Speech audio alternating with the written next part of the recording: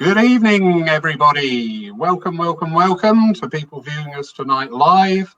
Welcome also to those watching us on the catch-up at a later date. We've got a lovely evening ahead of us tonight, I know that, with the wonderful Fiona Parry-Dodd, who is talking to us from Broadsands in Paignton in Devon. And she'll be presenting an evening focused on her healing journey, and how she came to be where she is today, and all those little trials, tribulations, and successes, obviously, along the way. Fiona, thank you so much for agreeing to join tonight. So over to you, my darling.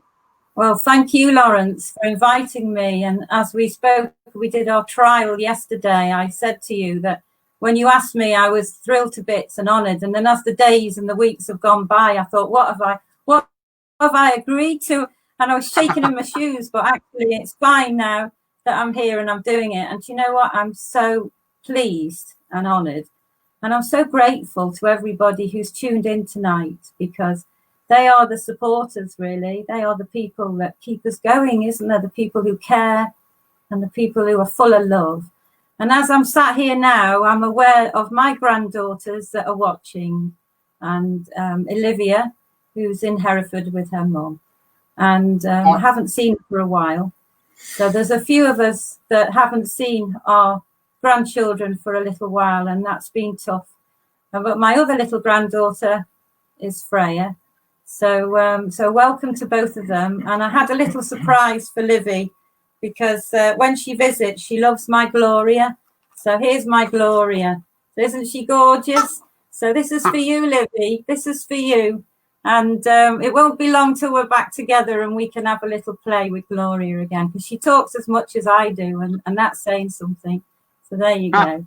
Yeah, so I'll keep her here. Yeah. So, yes. So do you want me to start from the beginning, or just... Yeah, it's just a nice casual chat. You know, people are coming on tonight. They want to know about you, why you're here tonight, you know, what makes you tick. But before we do, was it Livy, your granddaughter? Yes, Livy, Olivia. Yes, we call her Livy. Olivia Rita, her name is. Yeah. Okay. Well, parents in charge of Olivia, if you want to put a comment on to Fiona, I can pop that up on the screen for her. So if you are watching, you can pop a comment on. That would be lovely. And if you don't pop a comment on, you're going to get a phone call saying, why weren't you watching? No, they are watching. They said they were watching. And really, doing this is for them, really, because, you know, everything, I have this belief that we create magical moments every day. And those magical moments are ones that we can look back on when times are hard. And, you know, there are times when the journey can get a bit tough. But then if we have these magical moments in the bank, we can call back on them. And this is one that I'm creating for my beautiful granddaughters and my children. Yeah. Wonderful. Absolutely wonderful. We were just having a quick conversation before we went live tonight. And I was saying about, you know, we read often of the pioneers of early spiritualism. Well, in a way, today we're seeing pioneers of spiritualism for this time. And that's not, you know, people that know me know that I've got no ego. I buried that in the garden quite a while ago.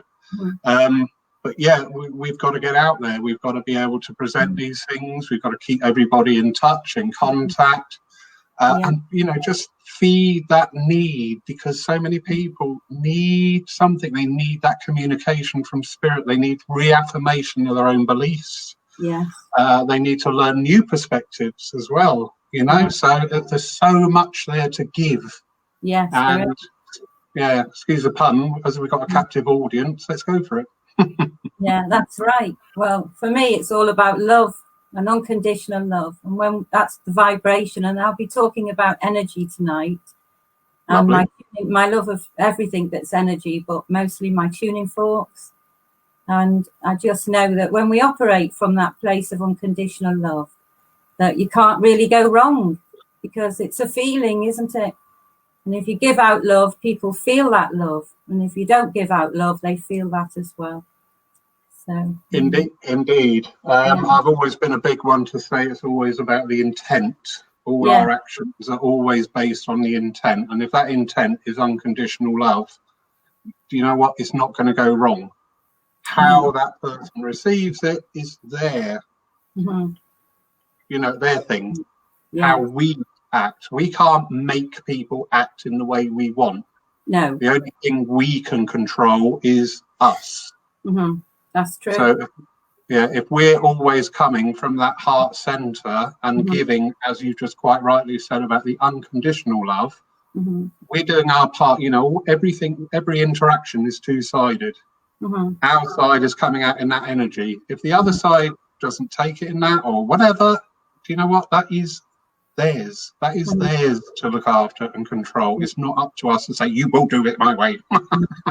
That's true. That's true. Well, people don't like to be told. We don't like to be told. And I'm currently, I'm stepping ahead a bit here, but I'm currently studying hypnotherapy at the moment with the Devon Clinic with the wonderful Chris Fleet. And what I've been learning with him has been amazing. But I'm jumping ahead, so I'll go back to the beginning of my journey. Actually, that's all right, my darling. There's a message come up. No, that's my daughter-in-law and my granddaughter, my elder granddaughter's mum. Yeah. Oh, right. They've messaged you, have they? Yes. Yeah. It's just popped up to me. I didn't see it on there. Yes, it's just popped in on my messenger. So, yeah. Lovely. Oh, well, thank you. It's lovely. I know they're watching. They said they'd watch. There's others there watching as well, which is lovely. Yeah, so we'll go back then. Shall we go back to where the start of my journey into understanding and discovering spiritualism?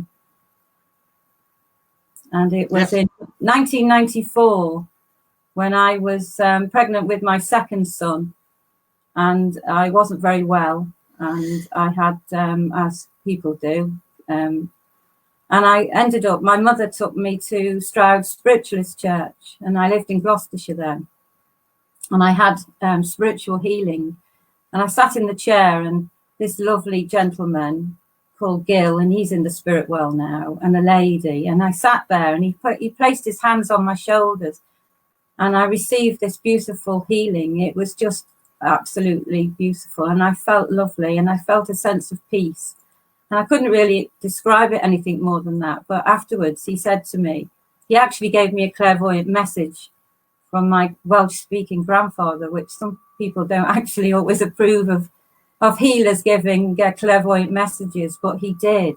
And I remember it was what I needed at the time. And I walked away and I thought, how did he know that? And they asked me to train and develop at Stroud Church, and I refused because my mind was on having my child and my eldest son and my career, because I was establishing my career then. And so I didn't bother. And then several years went by. And in 2007, I was living down here in Devon. And as life has this wonderful way of giving you these little life lessons, I had a time where I needed some more support. So I remembered what had happened to me at Stroud Church. So I rocked up at Paynton Spiritualist Centre. And I had a little taster, really, of doing healing. And I can remember the lovely lady, her name's Lynn, who's still there, and she's the healer trainer there, beautiful, beautiful teacher.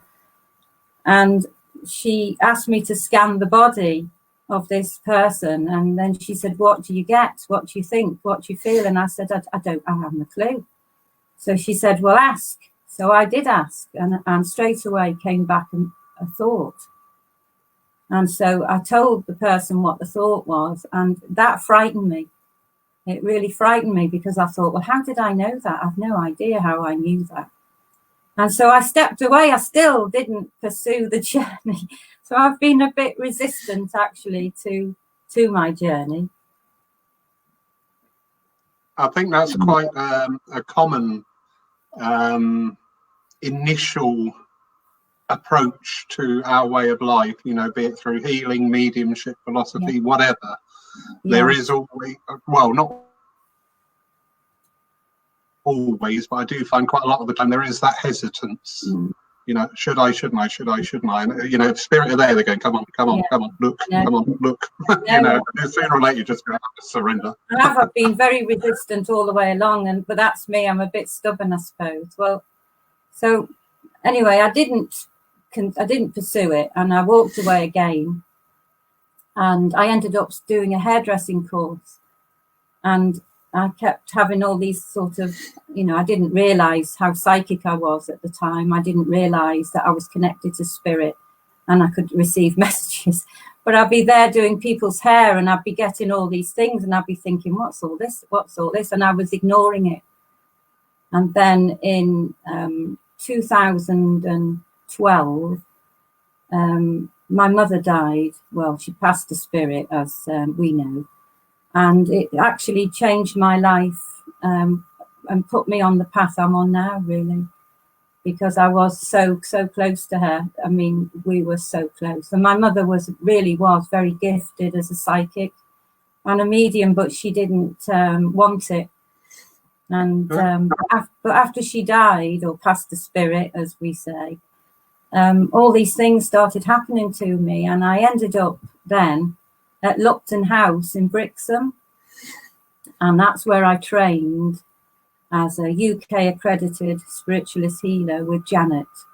And Janet took me under her wing, and she's still up there at Lupton, and she's been there for 10 years now, and she's done some magnificent healing work, because when I arrived at her door, I really did need somebody to take me under their wing and explain to me what was happening, because I didn't have a clue.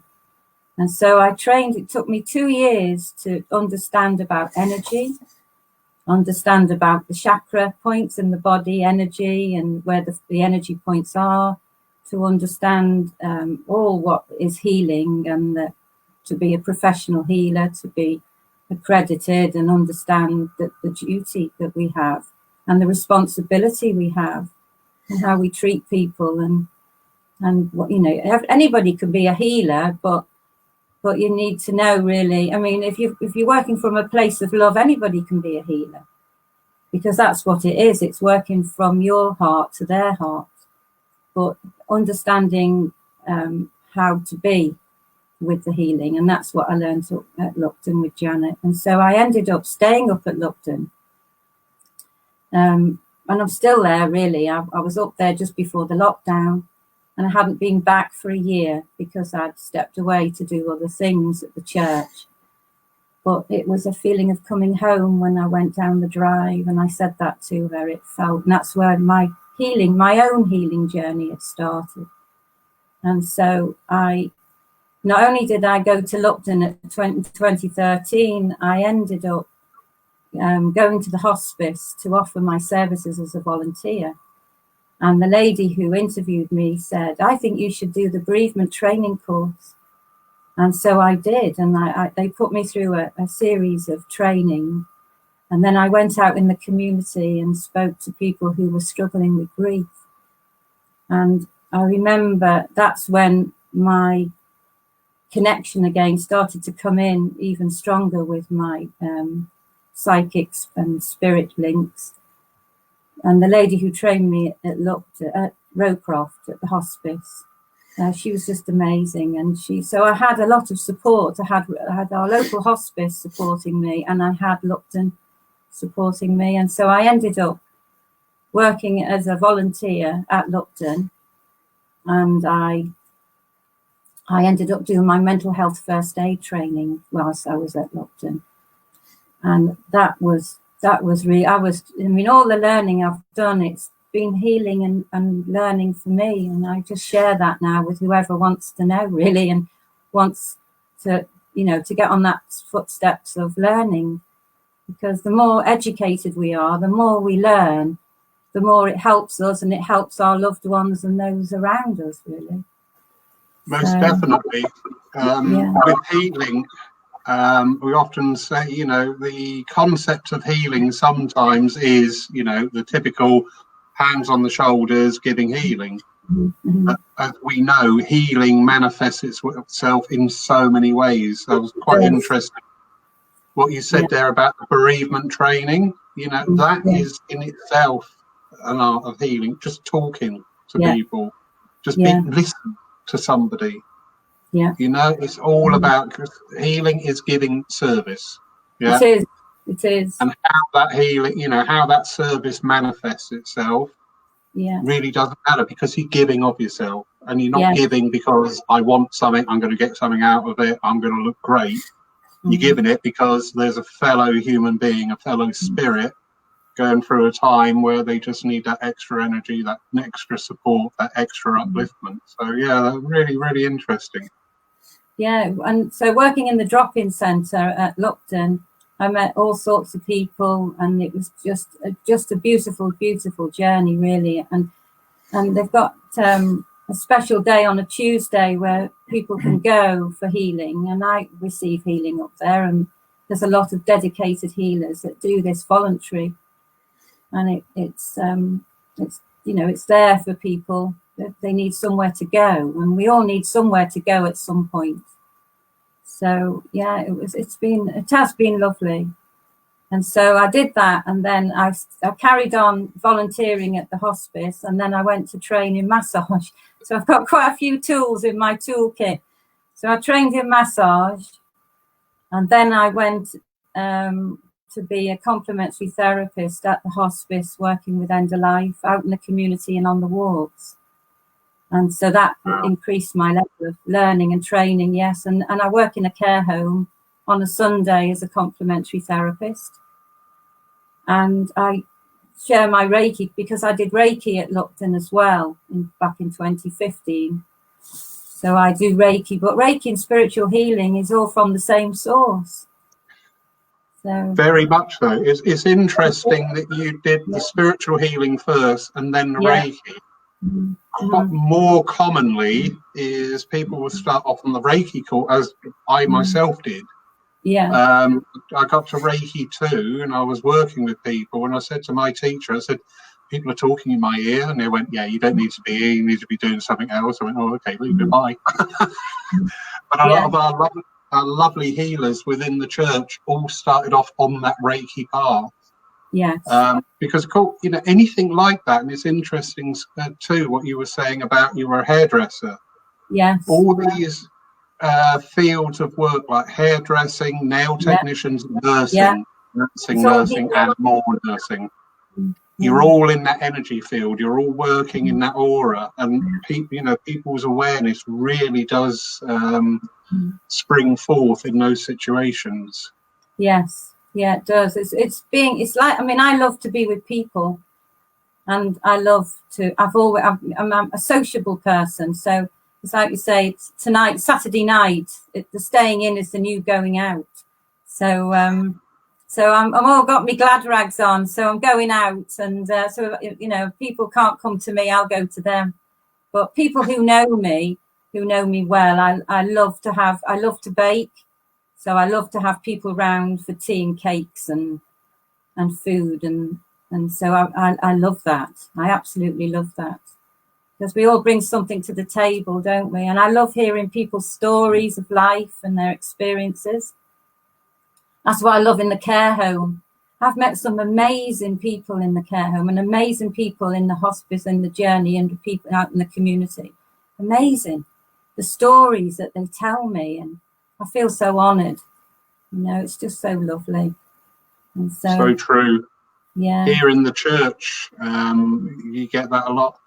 One of the sad duties, when you're running a church, and before running the church as well, you're asked to officiate at funerals. Yeah. You know, and when you're getting together the story to make, you know, that person there for the day, make them real to everybody that's listening. You hear these awesome stories about people, and you're like, why don't we know that? You know, there is a big need for people to share their, you know, because every single one of us has got a fantastic tale behind us. You know? Yes. Yeah, they have. Yes, I mean, in the care home, and when I've gone into people's homes for the hospice as well, and you meet members of their family as well, and everything feels so real. But just being kind to people, you know, it makes such a difference when you're kind, and they feel that kindness. And it's and what you give out, you get back. I'm a great believer in that. So if you give out kindness, you'll receive kindness. If you give out positivity, you'll receive positivity. Yeah. As you were saying it, the phrase going through my head was, "As you give, so shall you receive," Yes, and it's true, isn't it? You know, it is true. It is true. if we go out and we have a right Barney with somebody, what do? We come home, sit there, going, kick the cat. You know, I would never do that, everybody. But yeah, but when you go out and you actually make somebody smile, you know, and just you can. I had a phone call today from a lady, and you could hear the sorrow in her voice, and we had a good old chat on the phone. And by the end of it, in her words, I could hear her smile. And I would put the phone down, and I don't know which one of us felt more uplifted.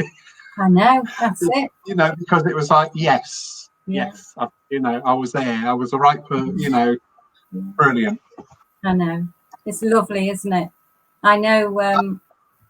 I mean, I worked in a funeral directors many years ago, and that taught me a lot as well, actually, being with people.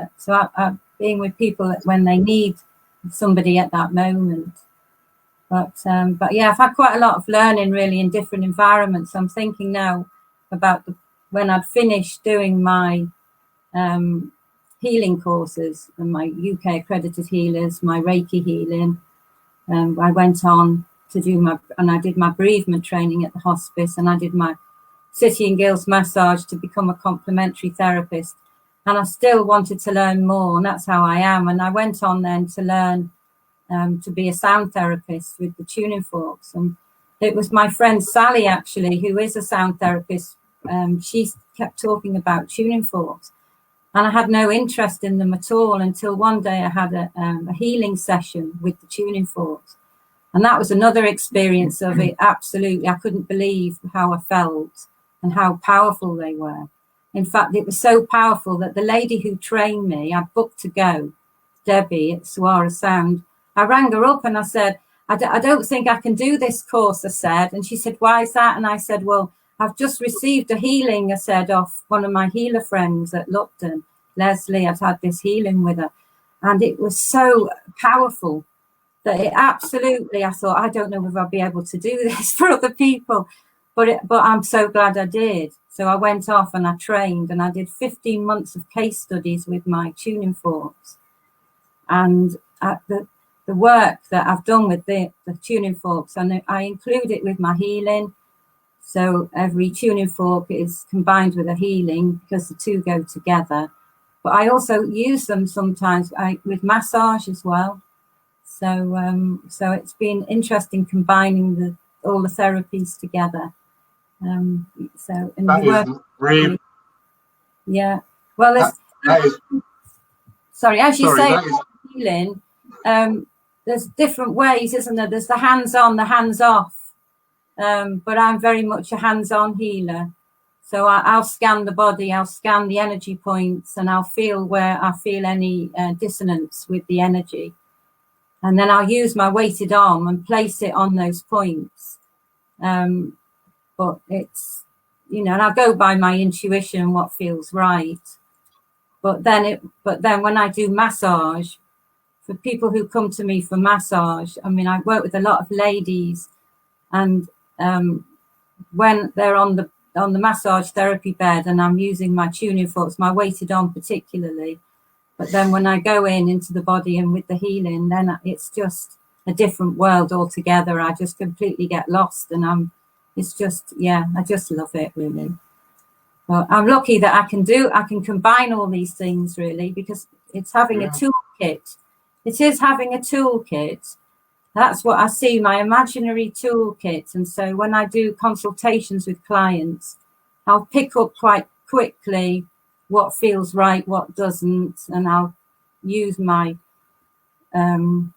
psychic and different skills just to know what feels right and what isn't. Because some people don't want massage, they don't want to be touched. And some people, so I'll use the tuning forks. And with the tuning forks, it's a really quick way of enabling people to completely switch off and go into their still point, especially if they struggle with meditation.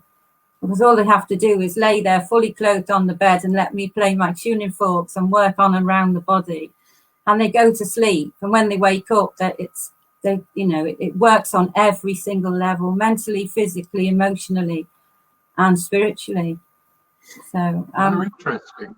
Yeah, they do. So that didn't finish my journey. I still wasn't completed, content just to stop. And so I ended up going to do an awareness course. So I did return to the Spiritualist Church, and I went back to Paignton in 2018, and I did the awareness course with Joan and Alan, and they held my hand and they took me through this journey.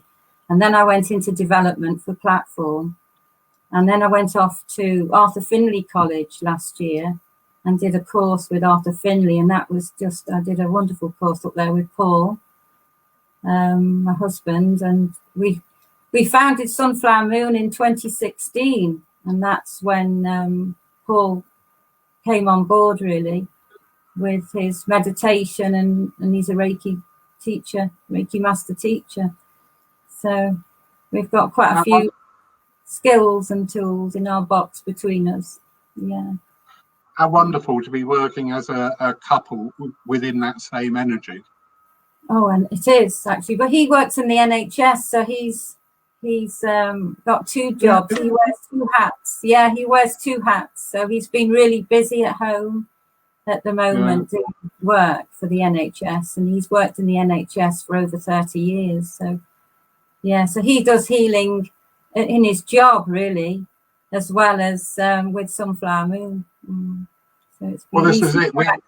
He's here at my side. He's always with me. So he's my biggest supporter. He is. Yeah, well done, Paul. We'll be hearing from Paul as well later on during this evening. So that's wonderful. If you wouldn't mind, very quickly, Emma Green has just popped a question in here. Bless her. I know Emma. All right, and do you know what? For this time, especially, I think it's a wonderful question to ask. Emma's asking, can you see that? Yes. How do you not take on all the sorrow you hear about, but stay so positive? Well, that's a really good question, Emma. I'm really glad you've asked me that, especially during this period of time that we're going through. But really, for me, it's self-discipline. And I've been, I know it's hard when times are hard but I've been on this hypnotherapy course with the Devon Clinic, and I've been working with many other staff there as volunteers, giving talking therapy. And that excited me because I thought, wow, I can talk as much as I like, but no, I do listen. But yeah, so getting back to how I deal with it, it is about a positive mindset, and the way our mind and our brain, our subconscious, it's all about the subconscious mind and how it's designed. It's designed to stay in that it's easier to go into the negative.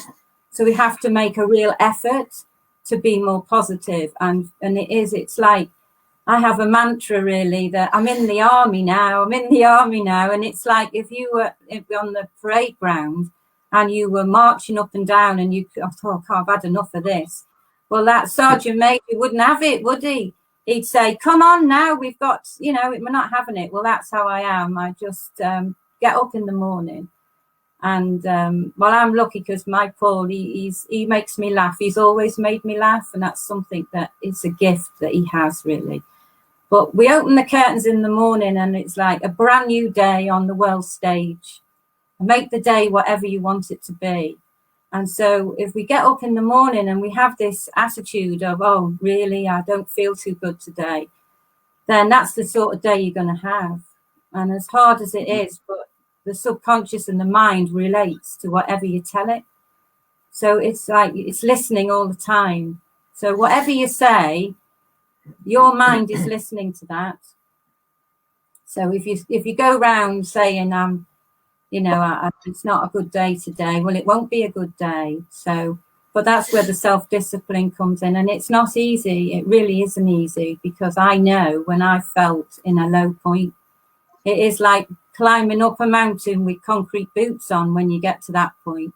But, you know, Paul's an artist. He's a spiritual artist, and he's painted the most amazing pictures. And while I'm sat here, and Emma's been in my therapy room, actually. And so the art that surrounds me and everything that's surrounding this room, and one of them is a painting that Paul did when I qualified and when I was studying on my tuning fork course. And it's a painting of two little girls that are in the garden. And when I look at that, I see my two little granddaughters who were playing and having fun. And there's a couple of sunflowers at the side. But at the side of it is a waterfall that leads down into a well. And so when people come in and I look at that myself, I look at that picture every day and I go, no, Fiona, you're going to stay in that garden. Stay in that garden like the little girls are, having fun and enjoying yourself, not going down that well. Because we all know if we go down that well, if we go too far down that well, we won't come back up again.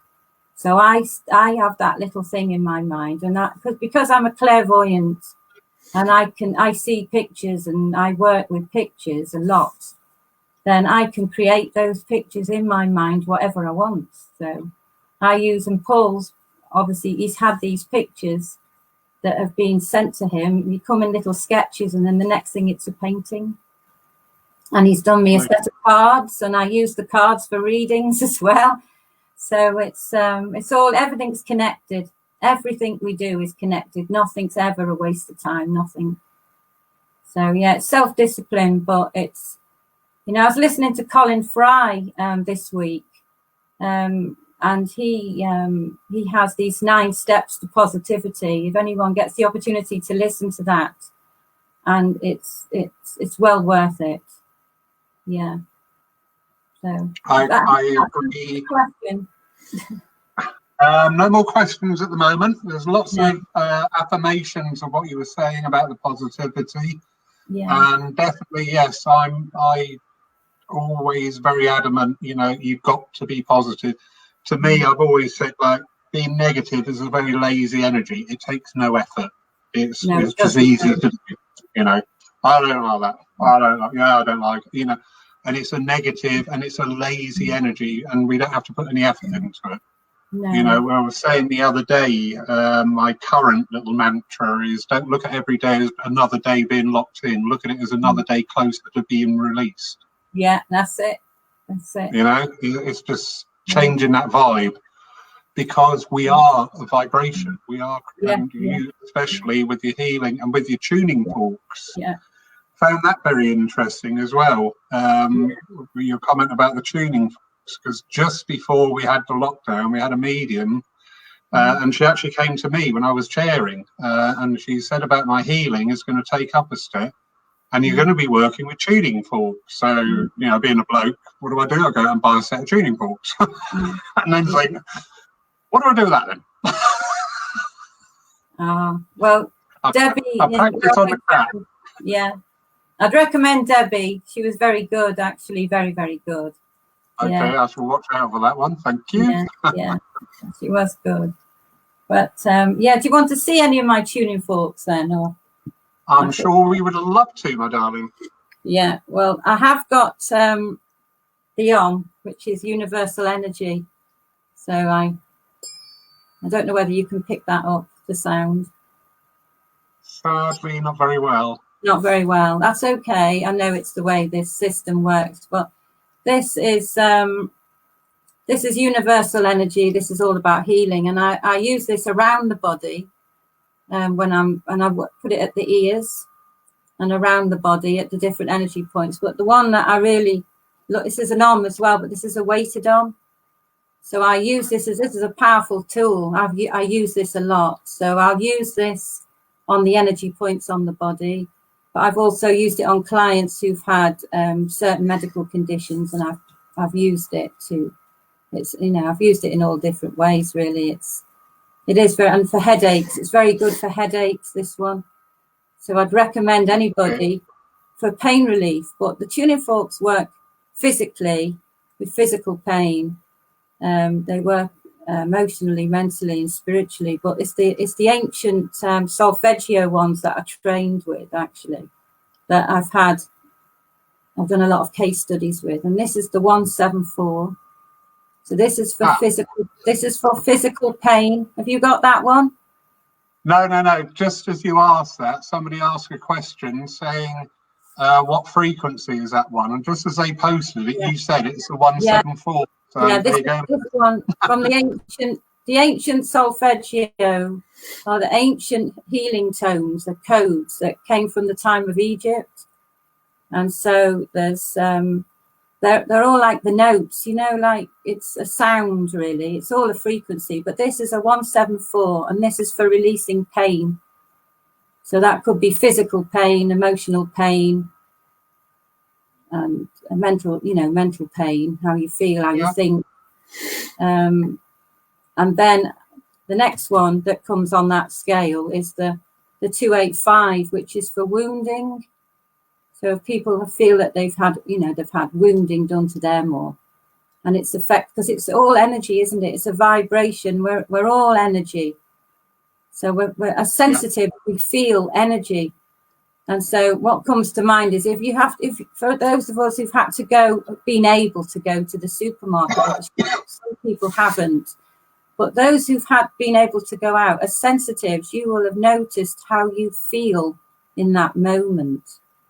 And so the mind and the body tells you everything if people take note of it. But usually most people are so busy they don't notice. But if you sit still in the energy, I sit with Spirit with Paul every evening. So I get out after all this 7 years of working in the energy. I've learned to understand my energy, because we all have our own personal frequency when we're in harmony or when we're not. And it's recognizing the difference of when you feel good or when you don't feel good. But then your environment, when you go and mix it with other people, then you will feel your energy change. But that's when you've got to learn to recognize your own energy, because you can't recognize other people's if you don't obviously know your own. Yeah.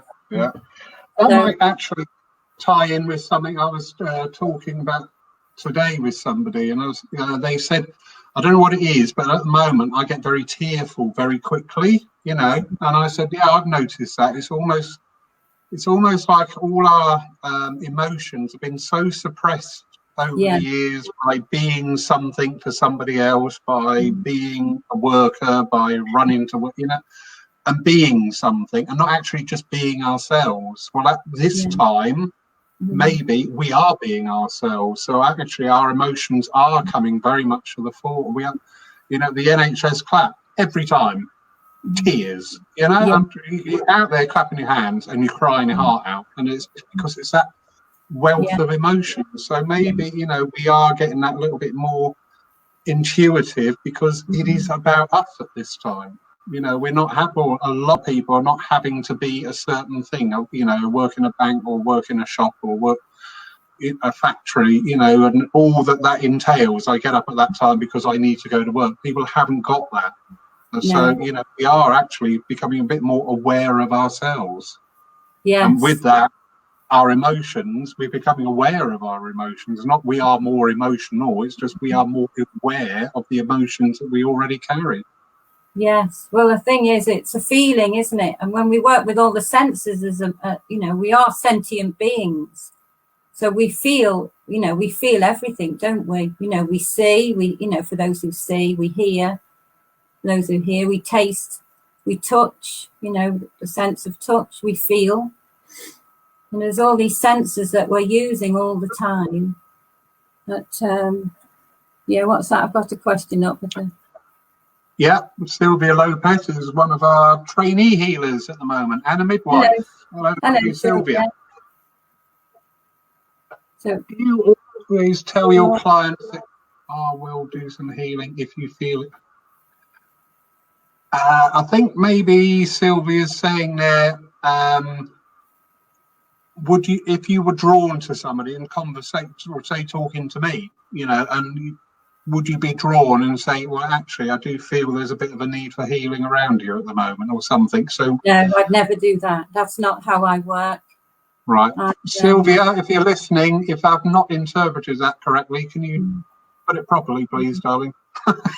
I don't go out looking for clients and customers. I'm a very great believer that the right people are sent to me, and we meet one another for the reason that we meet them. So we're not everybody's. We're not. It just feels right, and you just go by your intuition and what feels right to you. But I never go out asking people to come and be clients. No, that wouldn't be ethically right. And I'd certainly not say to somebody, "Oh, I think you need healing," because somebody said that to me once, and I found that very offensive. Yeah. Because at that moment in time, I didn't realise that I wasn't well. And so for somebody to say that to me, I thought, and so I really am a believer that you treat other people how you would like to be treated yourself. And very so true. That's the ethics that I work with. Yeah, and they are absolutely sound, my love, and I'm 110% behind you. I've seen cases with that. I've seen some people use that, and whether it's by design or just a flaw in the character, but they say, "Oh, you don't look very well," And do you know what? That puts an energy on somebody. It does. You could be sat there happy as Larry, thinking, "This is great." And then somebody comes up, "Well, you don't look well," and it's a bit like the old evil eye on you. It's just like, "Oh my God, that's terrible." I know. Well, it is. It's people do take note of what you say and how you make them feel. And words are thoughts, and thoughts are energy. Yep. So it's to be mindful. And I know in my journey there have been times when I really haven't been well, and that's why I've been on the journey that I've been on. And I'm really passionate about mental health and looking at doing the work that I do. I've done quite a bit of. I've got into doing readings, etc., with Marie Hines, who. She's just been there as a supporter for me on my healing journey, and as I've developed as a medium and a psychic, because Marie has been a medium for over 30 years, and what Marie knows a lot more about that journey than I do. But when I've gone to do platform work, she's one of my supporters that sits there and gives me the thumbs up and encourages me to have that self-belief and self-confidence. And aren't we so grateful for those supporters that we have in our life? We are. So there's the positivity, you see, and if I could have done it better, it's telling that person how you could have done it better in a constructive, positive way, rather than stripping them of their confidence, and then they might not ever get up again. And what a shame it would be, Yeah, I've seen that. Yeah. Question here from Philippa Hooper. How many forks do you have? Oh. Well, I've got my 9 solfeggio, which are the ancient healing, and I didn't finish going through all what they do, and then I've got my arm, my weighted arm, and my 5 to 8, so that's 12. And then I've got my ancestral fork. I love this one. This is quite a new one I've had in the last year. And so I know on the healing journey, I know that we work with our ancestors. So, and in the ancestors, I mean our parents and our grandparents going back, because who we are has been created by the people that we've spent time with, and the way they've lived their lives and the things that they've done. And some, I know from my own healing journey of my own ancestors, I've learned a lot by looking back at my parents and my grandparents and how they did it and how they could have done it, and how they did it good and how they maybe could have done it a little better. And we learn from that, don't we? Very much so. We are the evolution of our ancestors as well, and we should never forget, we are here today because of them. So due deference must always be paid, and acknowledgement to them. Exactly. Yeah. Lovely Susan Townsend. Hi Mary. Which make of tuning fork and where did you buy it, and is it a weighted one? People are terrible at typing, and I'm just as terrible. So I think Susan's asking what brand are your tuning forks, and where did you buy the weighted one? I got my tuning forks from Debbie when I did my training with Suara Sound, and that's where I got mine. Sometimes I'll send away. Yeah, sometimes I'll send away for some extra ones, but the actual ones I've got here now are the ones I got when I trained. But you can't, you need to get them from a good source, because there's different types of tuning forks out there. But for me, when I got them, they were personal to me. And it's the energy, everything's energy. There's energy in the tuning forks, obviously, and there's my energy that's in there. So they're my little, so if you send away for them, it's maybe not quite the same as when you get to look at them in a shop. But then if you do your research, you'll find the one that's right for you. Yeah. And then at the holistic shows, people sell them at holistic shows as well. True. True. So. You'll put in my £16 Amazon buy of a set of 8 tuning forks rather into the shade here now. I think I might go and throw them away. Don't say that. No, it's not the tool. It's what you do with it. That's what I say. It's what you do with the tool. It's like I said to somebody about my toolkit, and it's learning to use the tools for the right way for you, because you could have a set of tools, couldn't you? I could have a set of plumber's tools. And if I had a leaking tap, goodness knows what would happen with that tap, because I wouldn't have a clue what to do with the tool. So, it's what you do with it, isn't it? And again, we're back to intention, aren't we? Very much. Yeah, very much. What we do with it, we work from the heart, and we work from the right place, and we work with skill, and we educate ourselves. And so I'm so sorry, I just had an image there when you said I might have a set of plumber's tool. I imagine you doing healing, somebody laid out on the table and you running in with a couple of plungers. I thought, no, but but it's that toolkit. I have that imaginary toolkit when I'm around and about, so I'm still putting things in there. I'm still putting things in my toolkit. Yeah. Mediumistically, you need a toolkit. You need to be looking at like photos in magazines and just acquiring just images and knowledge, because that's what spirit work with. Yeah, they do. I've got a thing at the moment for the Isle of Man, and I was working just before the lockdown, and I was with somebody, and I said, I've got this guy, and I said, I don't know where he's living, but it's lovely. I'm so drawn. I said, not the Isle of Man, is it? And she went, yeah. And went, oh. Because I've been reading up on the Isle of Man for some bizarre reason. It was there to use. Yeah. We have a question here from, you're going to be impressed by this, Robert, because I've been practicing your name. Robert Bernhardt. Oh, he's coming on live on the 8th, isn't he? He is indeed. Today. Hello, Robert. I saw that you're on. I can't wait to watch your talk on the evening. I'm really looking forward to that. It will be a fascinating talk. Yeah, it will be. He is a doctor and a surgeon and a spiritual healer. Yeah. So how amazing is that? But I agree with you, Robert, about music.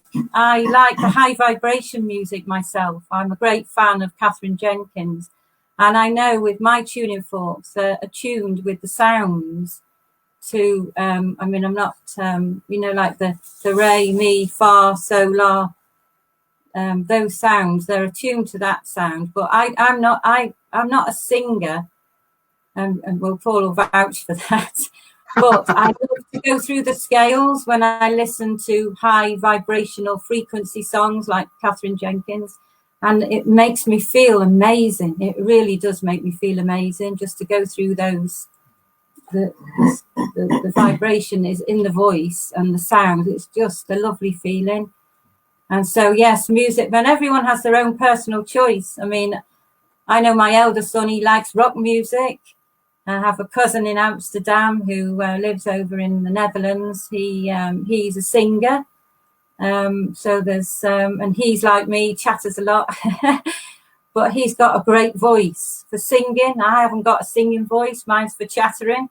But I love to listen to music. I do. I really do. And everyone has their own personal choice. So I'd like to know what Robert's is.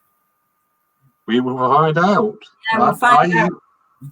I use music a lot preparing when I'm going to be working on platform. I have my sit and tune in before I go out and work, and I go through a variety of music, and some of it's got a very eclectic taste. Yeah. But I know when it's the right one because tears start flowing. And when that happens, I go, great, thank you. I know you're close. Because when that emotion comes in like that, you go, right, hold on to that. Quick, let's go and work. Well, I've got my Paul here that's wanted to answer that question, actually. Put him in. There he is. There he is. That way. Yeah, that way. I was just going to say that it's the opposite way you want to go. There you go. I can't see him. I see Devon calling. Yeah. Just to say, there are some music and some songs written in certain frequencies. For example, the 5 to 8 frequency, which is the universal sound of love and healing. And there's certain Beatles songs, for example, written in that 5 to 8 frequency. So I'm thinking of the songs by John Lennon, like Imagine. Yeah. It's written in that 5 to 8 frequency. So there's numerous others as well, which I don't ask me to say what they are because I can't think. But a lot of the Beatles songs are written in that precise frequency. So I just think it's interesting how that is a sound and music is resonating on a healing frequency. Yeah, no, that is very interesting because music can inspire you, uplift you, make you roar, or it can reduce you to tears, can't it? And it's just a sound. It's a feeling. It's a feeling. Yeah, it's working on the feeling. And Edgar Casey, you know, the psychic from the 30s, he said that sound healing was the medicine of the future. That's what he said. So. I'm a big believer there's an awful lot out there to explore. And maybe at times like this, these avenues will be looked into a little bit more because there is so much natural working in harmony with, excuse the pun, working in harmony with nature and the planet rather than gouging it out and burning it, you know? Yeah. There's so much more out there to be discovered. Jamie Williamson has a question. Lovely Jamie, gave us lovely service last Wednesday. Thank you, sir.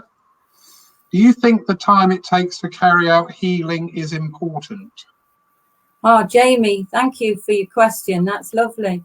Well, the way I am with healing, I know if I've only got a certain time frame, then I'll use that, but I'll use all the time that I'm given.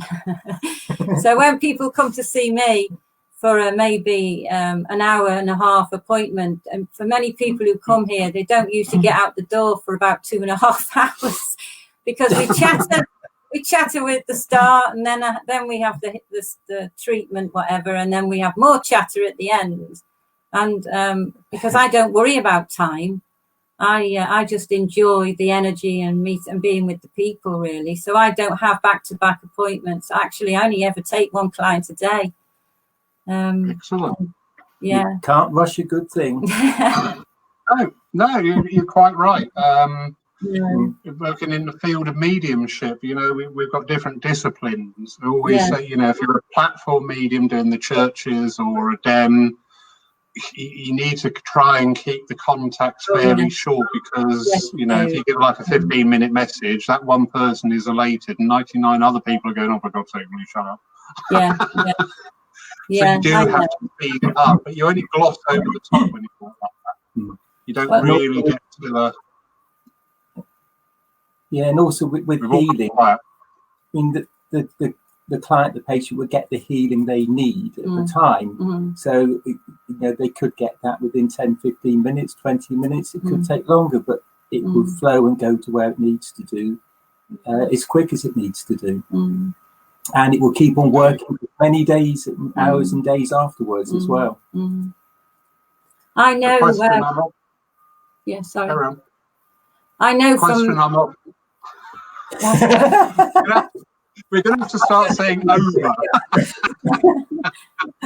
We have this time lag, and I hear silence, so I'm going to fill it. That's okay. That's okay. After you, madam. That's all right. You go. I forgot what I was going to say. Quite often we get people coming into the church, you know, and inquiring, which is beautiful. That's absolutely lovely when people are coming in with an inquiring mind. And one of the questions most often asked is, does healing work? My response is always, well, if you say it's not going to work, guess what? But if you just sit and try and be open to it, you may not get the result that you want, but you'll be given what you need. Yes. You know? Yeah. So it's that understanding there, you know, is not. It's one of these things that's never going to be sorted out in a debate or an argument. It's just sort of like, you know, we know what we do. We give it out. How you take it, again, what I was saying earlier about we know what we're doing in that energy and giving it out. How you take it is how it's going to work. You know. So sorry. It reminds me of my bereavement work, really. And there's, you know, the stages of grief, and there's no time limit. There's no order to it. So it's the same with healing, really. It'll happen when it happens for that person, because each one of us is unique.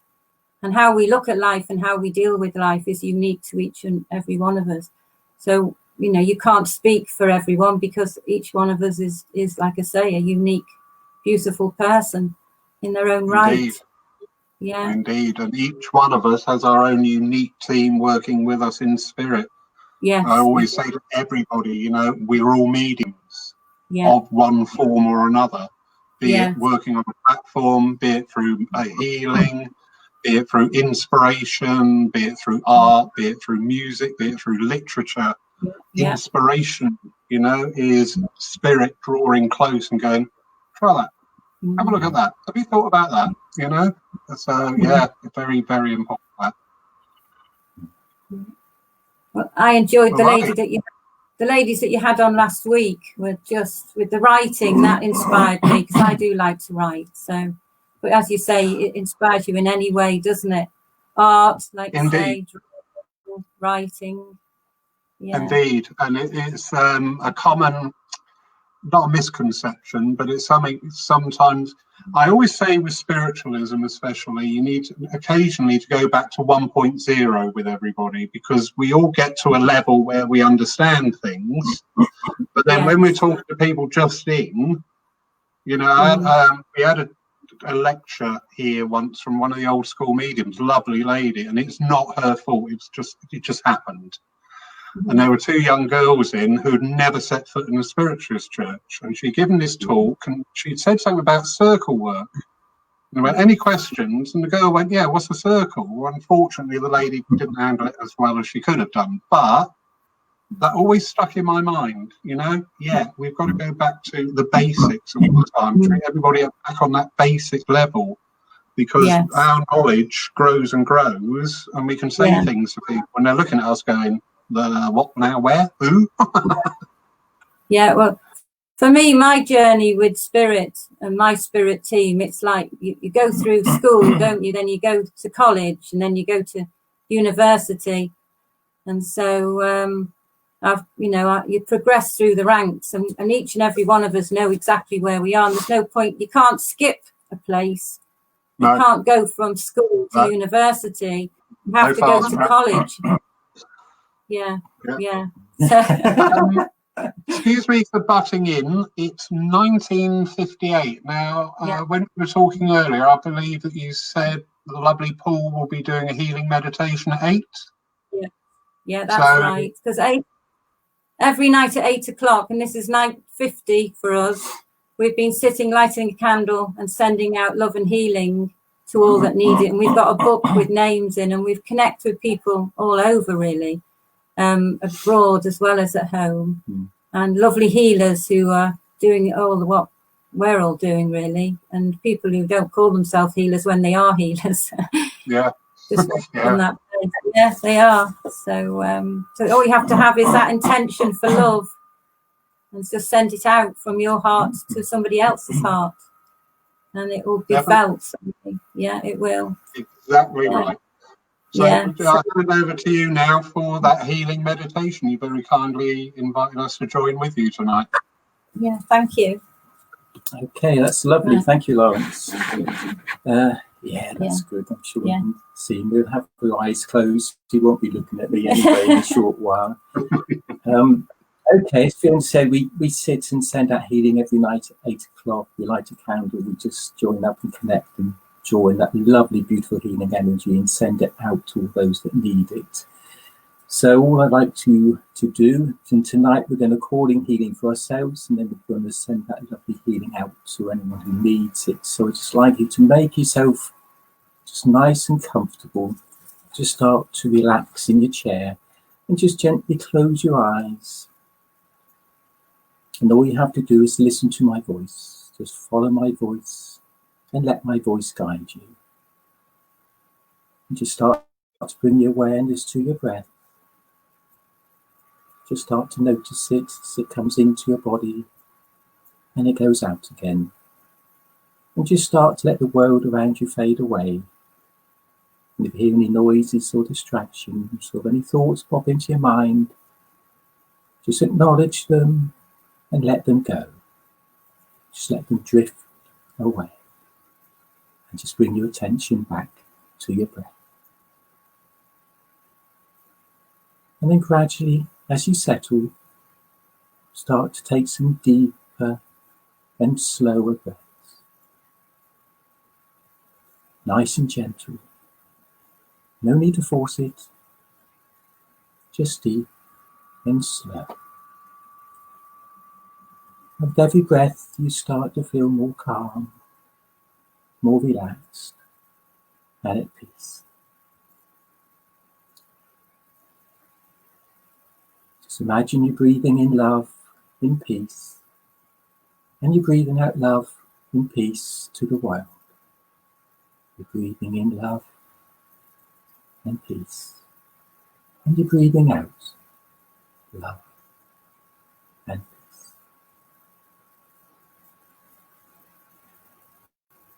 I would like you to imagine you're breathing in the beautiful golden light, beautiful golden healing energy.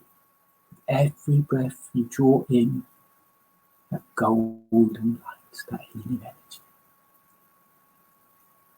With every breath in, you draw in that beautiful healing energy more and more into your body. Just imagine that beautiful golden light filling your head and your mind. With every breath you draw it through into your body, into your neck, your throat, and your shoulders. If you hear any energy, any tension there, just release it and let your shoulders drop. With every breath you draw in that beautiful golden light, that healing energy through your body. Just imagine it now moving into your chest and your abdomen. And just picture it now around your heart.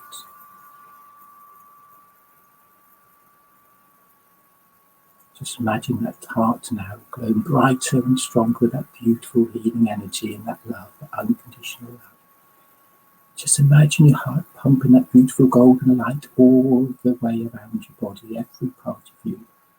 Just feel it washing through you like a beautiful wave of relaxation, bathing you, soothing you, comforting you, healing you. Until every part of your body is filled with this beautiful golden light, this healing energy. Through your arms, down to your hands and fingers, right the way down through your hips, your legs, to your toes. Now your whole body and your mind is filled with this beautiful golden light, this beautiful healing energy. And as it is, just imagine your whole body, your whole mind, every part of you returning to good health and well-being, bathed in this beautiful healing energy. Just imagine your whole body and mind returning to good health and well-being.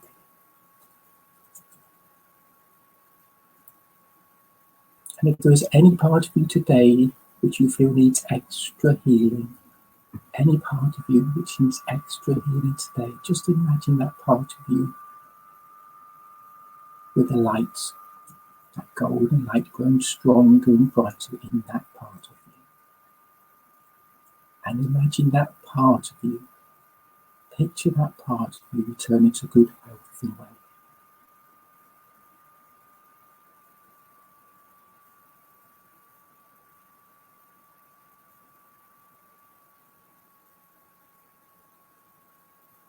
Just feel that beautiful healing energy in your whole body, bathing your mind, your body, and your soul. And in a moment, I'm going to ask you to take 3 further deep breaths. On the third breath out, I'd like you to imagine sending out that beautiful golden light, that golden healing energy, far and wide to all those that need it. In whatever form you can imagine, just picture that on the third breath out. We're going to send out that beautiful golden light, healing energy, spreading it across the land like a beautiful golden blanket of comfort and love and support to all those that need it at this time.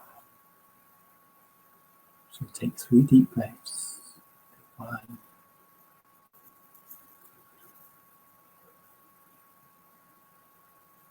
2,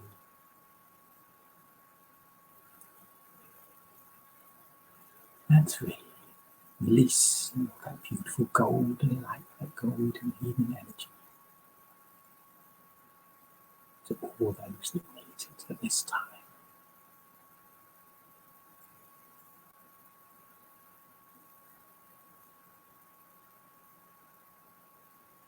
Sending it far and wide to where it's needed.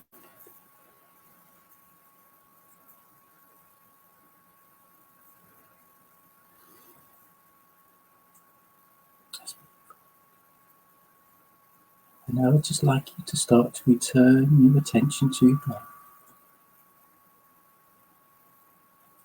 And just start to let your breath settle and start to breathe normally again. Holding on to that feeling of peace and love, that feeling of calm and relaxation. Just start to bring your awareness back to your breath and slowly, gently bring your awareness back to your physical body. Start to feel the chair beneath you and the floor beneath your feet, and bring your awareness back, holding on to that feeling of love and peace. Gradually, gently, when you're ready, to start to wiggle your fingers and your toes and stretch your arms and your legs.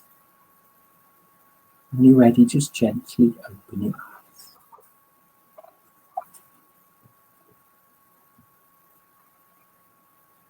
That's beautiful. Thank you very much. Thank you. That was lovely. I'm giving 2 meditations a week online. Actually, it's quite nice for me to sit in a meditation, so thank you very much. That's my pleasure. Thank you. What a lovely evening, and what a lovely couple. Thank you so much. Well, I'm down. I think I'm down there. There you I think, go. Yeah, I think I am. I couldn't see him. I couldn't see him on the screen. There's 3 on the little box, but we're in the bigger box. Let me try something. I'm not quite sure if this works properly. There you are. That's better. Oh, there we go. I see him now. I couldn't see him. I think we were there, but we just. You see in glorious Technicolor now. Lovely. Oh, you can see every part of us. I know. I love seeing in your church. Looking forward to visiting your church. Yes, what we didn't say was that Poole is my. I was born and grew up in Poole, so Poole is my hometown. I remember going to your church with my mum and dad when I was a wee lad, with my mum and dad and my grandmother. So I do have very fond memories of attending your lovely church. So it's lovely to see it from the inside again. Yeah. This setting now is much better. I was up where we used to have the healing at one end. We've now turned into the church library, and I was sat, because of the computer of that time, I had to sit with that in the background. It just seems to be a common thing now. Everybody on TV has got books behind them. But now with the new computer, I can actually get all the church in, which is lovely. Just brings it all back together again. We hope to come and visit you at some time once we're allowed out again. Yeah, later this year we'll be down to see you. Yeah, you are more than welcome. Yeah, more than welcome. Yeah, lots of happy memories of our time spent in Poole. Yeah. It's very emotive at the moment on the Thursday night, because we've got a number of super yachts in berth, because the charter market is gone. We've got something like £300 million worth of yachts in 2 yachts. They are beasts. But I'll give them full credit. When we do the Thursday night applaud, they're there with the horns going. And do you know what? That is such an emotional sound as well in the background.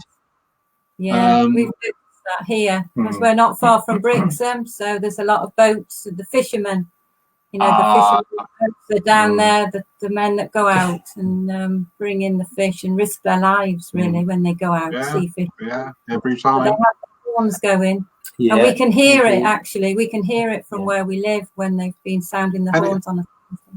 And again, it's funny, isn't it? It's this sound vibration. It's so emotional. It's a very emotive sound. Yeah, it is. I love Brixham. I've only been there once, sadly, but I absolutely loved it, because I'd heard one of the ladies from the church, good old Barbara, who's been here since the year dot, absolutely love her to bits. Yeah.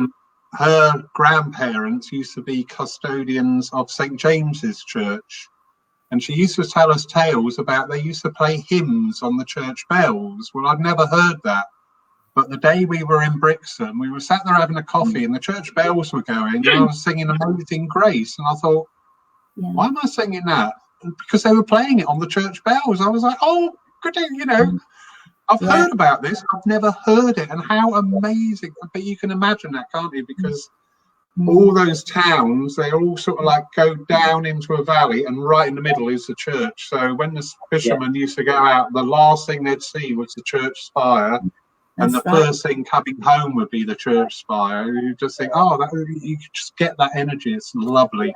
The sound is a very powerful vibration, and it resonates. Indeed, it is. Stuff again now. Resonates on all the cells in the body, and we're 70% water, and the cells are 70% water. So it's all about that. We have our own natural harmony. So when we're not in harmony, that's when things start to go amiss. But we have lots of subtle signs before we go ill. The body will tell us that it's not happy, but many of us don't listen. Very true. That's why I was saying about the importance of sitting with self every day, really, and get to know yourself, because so many of us think we know other people when we don't even know ourselves. So, and it's being honest with yourself. That's what I've discovered. Being honest with yourself. Yeah, that's where all the answers lie. Yeah. And you always got to bring things back to self as well, when we have discourse and things going on in life, what is that doing for me? What is that bringing in for me? And it's not being selfish, it's being selfless, you just think, right, bring it all back to self. Yeah. Lovely little comment here from Australia. There you go. Yes, you're international mediums now. Thank you, Helen. Thank you. Oh, bless you. Thank you, Helen. You can go out now and say I'm an international medium. Yeah. The age of technology, it's amazing, isn't it? The age of technology.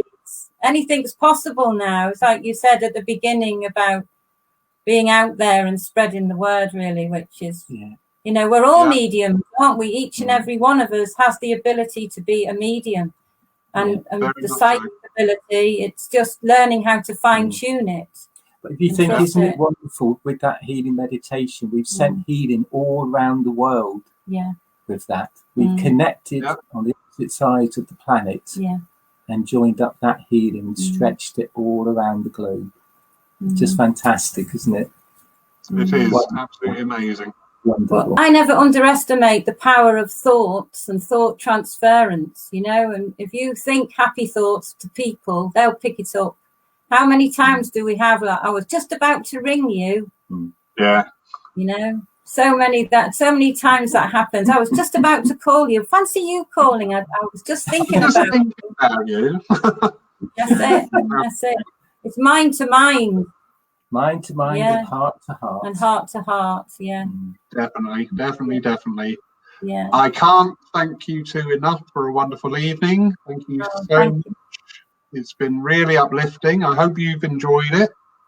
Yes, we have. Lovely, thank you. We have, and Gloria's gone to sleep. She's got bored listening. So it's because she couldn't get a word in herself, you know. Oh, Gloria. So here we are. So there she is. Well, where have you put your hand? She's no wonder she's squawking. Yeah, she was legless under the table. Yeah, I think she needs a bit of healing. I think I'll get the tuning forks on her after. After that, she will do. The minute you brought Gloria up, our ratings shut up.